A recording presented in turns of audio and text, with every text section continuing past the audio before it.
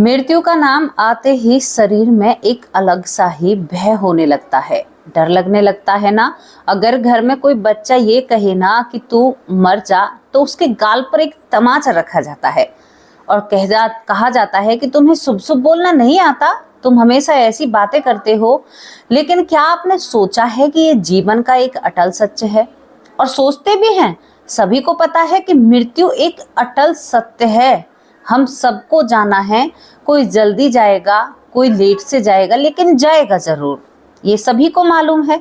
लेकिन इसे एक अशुभ चीज बताकर इसको एक साइड में रखा जाता है, जबकि ये हमारे जीवन से एक खास हिस्सा जुड़ा हुआ है। जिस तरह से हमारा जन्म हुआ है, उसी तरह से हमारी मृत्यु भी होनी तय है, निश्चित है। किसी भी रूप में आए, लेकिन आएगी जरूर।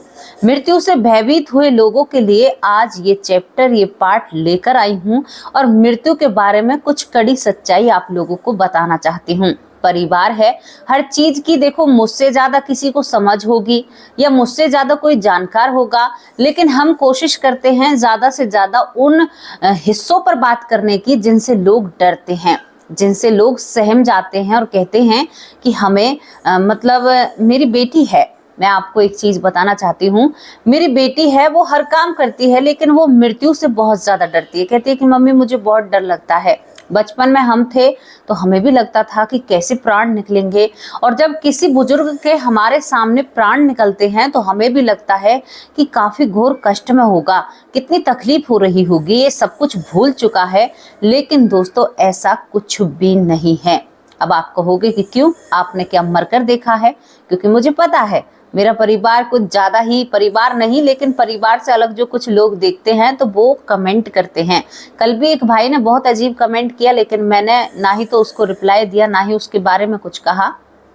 तो जो लोग कहेंगे ना कि क्या आपने मरकर देखा है, दोस्तों मरकर तो नहीं देखा, लेकिन जब हम बीमार होते हैं या कोई तबीयत खराब होती है, उसमें हमारी जो घबराहट होती है और जो मृत्यु के समय हमें घबराहट होती है, उसमें जमीन आसमान का फर्क है।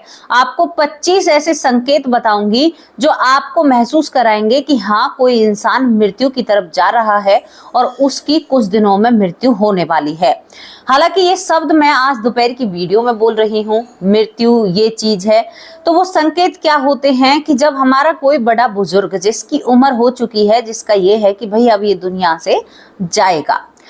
कुछ केसों में देखा गया है कि जब मृत्यु समीप आती है तो रात को हमारे जो बुजुर्ग या कोई भी सोया हुआ होता है तो उसको अजीब अजीब सपने आने लगते हैं। सपने, पहली बात आपको संकेत पहला किस चीज से मिलेगा कि आपको अपने बूढ़े बुजुर्ग यानी जो आपको छोड़कर जा चुके हैं वो सपने में आने लगते हैं। मान लीजिए आपका सपोज कोई घर में बुजुर्ग बीमार है, वो कहे कि अरे मुझे तो अपने बाबा और पता नहीं मैं कहाँ कहाँ घूम रहा हूँ, कोई अपना दिखाई दे रहा है, पता नहीं भाई क्यों बुजुर्ग दिखाई दे रहे हैं, क्या वो रूसे हुए हैं, क्या है क्या नहीं है। तो समझ लीजिएगा ये भी एक संकेत हो सकता है मृत्यु का कि आप मृत्यु के नजदीक जा रहे हैं। पहला संकेत ये हो जाता है। दूसरा संकेत दोस्तों ये हो जाता है कि वो इंसान हमेशा खोया खोया रहता है, यानी वो किसी से ज्यादा बात करने में अच्छाई नहीं समझता है, हमेशा चुप रहता है और इस दुनिया से कटा हुआ लगने लगता है कि इसे परिवार में रुचि नहीं है, इसे अपनों से प्रेम नहीं है। दो तरीके की चीजें होती हैं, एक में तो इंसान बेइंतहा अपने परिवार को चाहने लगता है, उसे घबराहट होने लगती है कि कहीं मैं इनको छोड़कर ना चला जाऊं। वो व्यक्ति बहुत कम बहुत दिनों के बाद जाता है, जो ये करता है ना कि मेरा परिवार है, मैं इसको छोड़कर नहीं जाना चाहता, तो उसके पास मृत्यु कम नजदीक आती है। लेकिन मृत्यु के जो संकेत हम आपको बताना चाहते हैं उसमें इंसान इस दुनिया से कटने लगता है। तीसरा संकेत जो होता है, शुरुआत से बता रही हूं मैं आपको, तीसरा संकेत गरुड़ पुराण के हिसाब से, ये सारी चीजें मैं आपको बता रही हूं। तीसरा संकेत, इंसान बहुत नींद लेने लगता है, हर समय सोता ही रहता है, उसे ये नहीं रहता कि जैसे वो पहले जल्दी उठ जाया करता था, यानी शरीर में लेजीपन, थकावट और अपने आप को बहुत कमजोर महसूस करना, अपनी ऊर्जा को खुद इंसान महसूस करता है गिरते हुए, और वो इस तरह से एक कहते हैं ना कि एक राउंड पार कर रहा है, मतलब एक कदम सीढ़ी ऊपर चढ़ रहा है। इसके बाद 3 संकेत होते हैं। चौथा संकेत जो होता है दोस्तों, व्यक्ति जब अपने बिस्तर पर लेटा हुआ रहता है तो उसे बार बार कहते हैं कि आप घूमा करो, फिरा करो, तो वो घूमने फिरने पर भी यकीन नहीं करता है। वो अपने बिस्तर से खड़ा ही नहीं होना चाहता, यानी उसकी ऊर्जा इतनी खत्म हो जाती है कि वो हलचल महसूस करना या कहीं जाना, किसी से बात करना, दुनिया से कटा हुआ, या इसको एक तरीके से मैं आपको बताऊं, ऐसा इंसान होने लगता है। यहाँ पर 5वां संकेत जो होता है, व्यक्ति अपनों को पहचानने से बंद कर देता है, लेकिन उसके जो मस्तिष्क है वो सभी को सजे कर रखता है। आपने कभी कभी आमतौर पर देखा होगा कि हमारे किसी अपने की लंबी सांसें चल रही हैं कि भाई फलाना व्यक्ति अब जाने वाला है, अब नहीं बचेगा, सभी को पता होता है कि नहीं बचेगा, लेकिन आपने देखा होगा कि उसके जीते जी उसके हाथ पैर काम करना बंद कर देते हैं, यानी उसके हाथ पैर उठना बंद कर देते हैं। शरीर औसत तापमान से ठंडा रहने लगता है, मतलब 6वां-7वां ये संकेत होता है। दोस्तों यहाँ पर सबसे बाद में जो हमारी जिह्वा होती है ये भी बंद होती है, लेकिन हमारी सांसें चलती रहती हैं, क्योंकि हमारे शरीर को बताया जाता है कि अब मैं आपको छोड़कर जाने वाला हूं और देखो अब ये विधि का विधान है और इस समय जाना ही पड़ेगा। ऐसी चीजें होती हैं जब व्यक्ति का शरीर ठंडा पड़ने लगता है या पैर नीले पड़ने लगते हैं तो लोग उनकी मालिश करने लगते हैं। बहुत बुजुर्गों में देखा गया है। मैंने एक वो मृत्यु के बारे में आपसे बात कर रही हूँ जो नेचुरल होती है। देखो ये चीजें अलग होती हैं, जहां पर आपके साथ हादसा हुआ या कोई ऐसी चीजें हुई, ये चीजें अलग होती हैं। लेकिन बुढ़ापे के पास जो मृत्यु आती है, जब आपके पैर ठंडे पड़ जाएं और हाथ काम कर रहे हैं, थोड़ा बहुत आपके हाथ हिल रहे हैं, पैर नहीं हिल रहे, अब मान लेना कि कुछ ही समय बाकी है। इसके बाद आपको 2-4 घंटे बाद उनके हाथ हिलने से भी बंद हो जाएंगे, यानी शरीर के जो हाथ थे वो कहते हैं कि भाई अब हमें यहाँ से भी ऊर्जा निकल रही है, पैरों से निकलती है, हाथों से निकलती है, वो बिल्कुल ठंडे पड़ने लगते हैं। वो समझते हैं कि क्षण भर में चला जाएगा, नहीं, अभी इसके बाद बहुत प्रोसीजर बाकी है।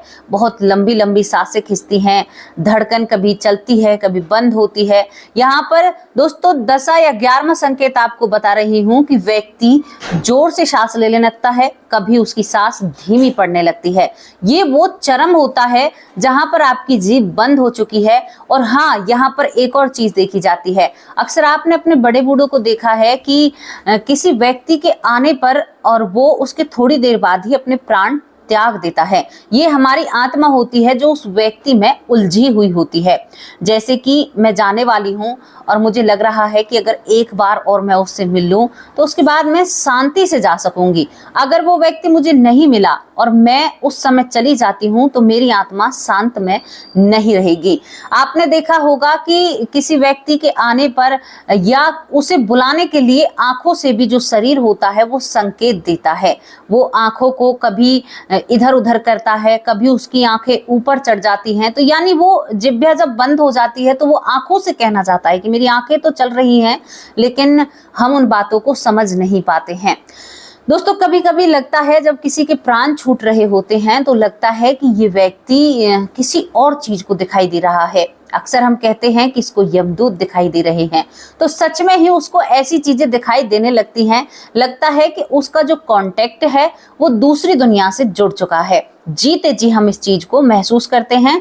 और कितने लोगों ने महसूस किया है, किसी का कोई बुजुर्ग इस दुनिया से गया है, क्या उसने देखा है कि उसका बुजुर्ग दीवार की तरफ देखकर हंस रहा है, मुस्कुराहट उनके होठों पर होती है, या एक उनके चेहरे पर चिंता या परेशानी होती है, या उनके चेहरे पर एक शांति होती है। तो ये डिपेंड करता है उनके कर्मों के आधार पर कि भाई अगर वो मुस्कुरा रहा है, हंस रहा है तो उसके कर्म अच्छे हैं। चेहरे पर चिंता घेरे हुए है तो सामने कोई डरावना या ऐसी चीज है जिससे वो घबरा रहा है, या इस वजह से भी चिंता हो सकती है कि भाई उसे मृत्यु से भय लग रहा है। हालांकि सभी केसों में देखा गया है कि जब मृत्यु हमारे नजदीक आती है तो इंसान इस शरीर से, मतलब यह है कि देखो एक तो हमारे साथ हादसा हुआ है, उसमें आत्मा स्वीकार नहीं करना चाहती है कि मैं मर चुका हूं। तभी वो इंसान दूसरा जन्म लेकर आता है।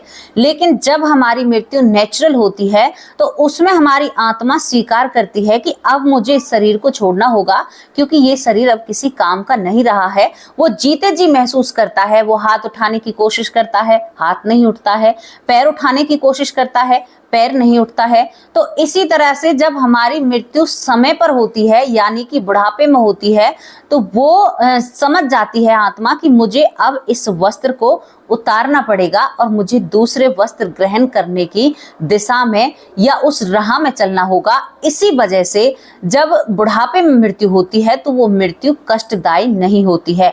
बाहर से हमें देखने में लग रहा है कि इसको कितना दर्द, इसको कितनी पीड़ा हो रही होगी, लेकिन आप भ्रम में रहते हो। हमारा दिमाग एक बुढ़ापे की तरफ काम करता है। हमारे शरीर की जो ऊर्जा होती है वो एक तरीके से अपना काम करती है। पैरों से घटती है, हाथों से घटती है, हाथ पैर ठंडे पड़ते हैं, सांस कभी तेज चलती है, कभी धीमी चलती है, धड़कन एकदम तेज होती है, फिर धीमी होती है। इंसान कभी थोड़ी सी आंखें खुली रखता है, कुछ संदेश दे रहा हो, कभी दीवार की तरफ देखकर इंसान हंसने लगता है। कभी कभी देखा गया है कि जो बुजुर्ग व्यक्ति जा रहा है वो किसी अपने को देखकर बहुत खूबसूरती से हंसता है, तो वो आपको एक संकेत दे रहा है कि मैं बहुत अच्छे से, मेरे प्राण निकल रहे हैं, तुम सभी अच्छे से रहना। और वो मुस्कुरा कर अपने परिवार को आखिरी अलविदा बोलता है। तो ये समझ लीजिएगा कि आपका जो बुजुर्ग जाने वाला है वो जरूर एक अच्छी जगह पर जाएगा, जो मुस्कुराते हुए जाएगा कि भाई हाँ, कि मैं यहाँ से जा रहा हूँ, और उसने स्वीकार कर लिया है कि मुझे यहाँ से जाना ही है। आत्मा ने सोच ही लिया है। जवानी की मृत्यु और बुढ़ापे की मृत्यु में बहुत जमीन आसमान का फर्क होता है।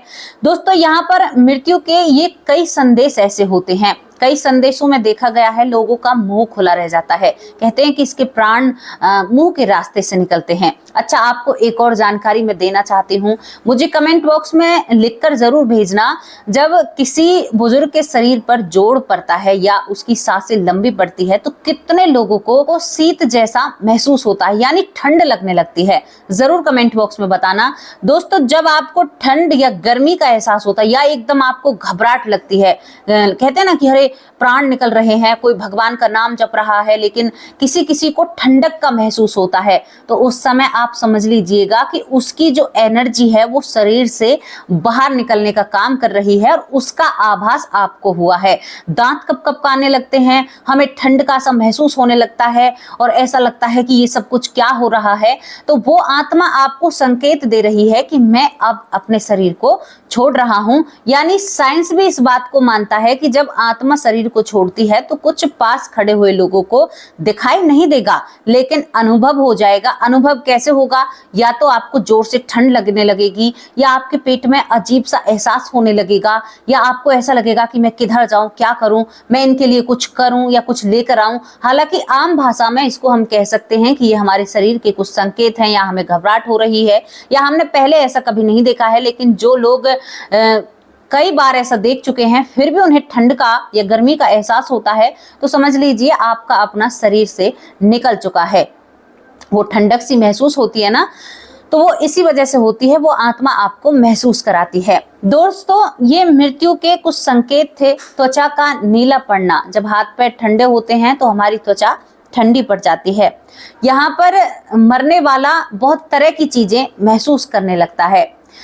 और एक और बात आपको जानकारी के लिए बताऊं, जब हमारी मृत्यु नजीक होती है तो हमें अपनी पूरी जिंदगी का एक एक लम्हा याद आता है और हम बचपन तक का एक, कहते हैं ना कि एक फ्लैशबैक में जाते हैं, यानी सब कुछ पीछे चला जाता है। मरने वाले के साथ ये होता है, सब कुछ पीछे चला जाता है। वो अपने आप को बचपन में देखता है, उमंगे भरता है। ये नहीं है कि हमारा दिमाग उसे ऊर्जा दे रहा है, और ऊर्जा के प्रति हमारी जो कुछ पुरानी या खास मेमोरी होती हैं वो दिमाग में वापस आती हैं, यानी कि वापस हम उन्हें देखते हैं। कभी कभी फिल्मों में आपने चित्रों में देखा होगा, वो इसी चीज को आपको महसूस कराना चाहते हैं। जब हम अंतिम चरण पर होते हैं तो हमें अपने बचपन की यादें आती हैं, हमें अपनी माँ दिखाई देती है, या तो हम उन्हें आवाज लगा रहे होते हैं, या कोई ऐसा पल जो हमने बचपन में जिया है वो पल हमें दिखाई देता है, या हम कहीं पर अकेले खड़े हुए होते हैं। दोस्तों, है तो भावुक भरा पल, लेकिन जब आत्मा निकलती है बूढ़े बुजुर्ग की आत्मा तो वो स्वीकार कर लेती है। तभी जब किसी बुजुर्ग की मृत्यु होती है तो लोग ज़्यादा दुखी नहीं होते हैं, वहाँ पर भजन कीर्तन किया जाता है। हमारे यहाँ पर तो ये परंपरा है कि 12 दिन महिलाएं भजन गाएंगी, भजन होगा, महिलाओं को भोज भी कराया जाता है उनके नाम का कि भाई उन्होंने सब कुछ सही किया है।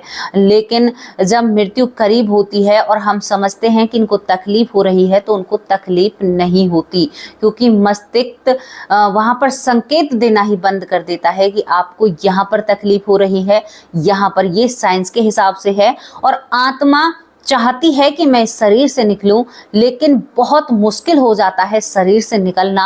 वो रास्ते तलाशती है और हर पल वो इधर उधर उस शरीर में ही, आप सोच कर देखिए कि एक एनर्जी, जैसे आप बिजली को समझ लीजिए कि बिजली, अगर हम बिजली के बीच में आते हैं तो वो कितना ज़ोर से हमें ख़राब कर देती है या ख़त्म कर देती है। उसी तरह से हमारे शरीर से जब आत्मा बाहर निकलती है तो वो काफ़ी सारे लोगों को संकेत भी देती है, अपने लोगों से मिलकर भी जाती है, सभी के पास खड़ी होकर सभी को एहसास करती है और वो अपने आप को ऊर्जामान समझती है। जो शरीर उसे दुख दे रहा था, जिससे उसे चलने में भी कष्ट हो रहा था, जब वो आत्मा रूपी शरीर बनता है यानी सूक्ष्म शरीर बनता है तो उसके बाद वो अपने आप को बहुत हल्का महसूस करता है, अपने हाथ पैर सब कुछ अच्छे से हिला सकता है।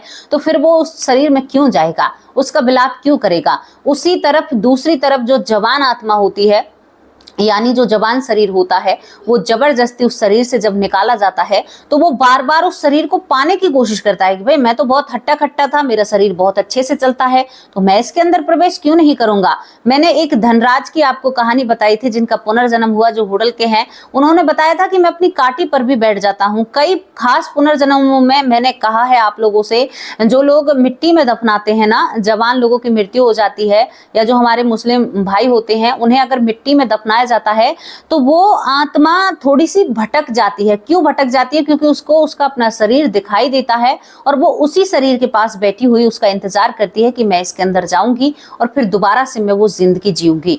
लेकिन जब हम शरीर को नष्ट कर देते हैं या उसको अग्नि में विलीन कर देते हैं तो कुछ हद तक आत्मा को वहां पर थोड़ा सा महसूस होता है कि मेरा शरीर ही नहीं है तो मैं कहां पर जाऊं। तो वो उस चीज को स्वीकार कर लेती है कि हाँ, मैं इस दुनिया से जा चुकी हूं।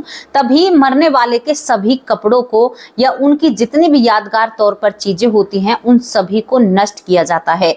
क्यों नष्ट किया जाता है? क्योंकि कहीं ना कहीं वो उसे छूता था या उसे पहनता था या वहां पर उसकी ऊर्जा ने वहां पर थोड़ा बहुत अपना हिस्सा निभाया है, पूरा हिस्सा निभाया है, तो वो बार बार आत्मा उसे वहां पर खींचती है कि मैं वहां पर थी। कभी कभी मरने के बाद, जो जवान की अवस्था में व्यक्ति मरते हैं, वो मरने के बाद अपनी पसंदीदा चीज, जैसे कि किसी का कुछ खाने का पसंदीदा है तो वो खाने की शॉप पर पहुंच जाता है।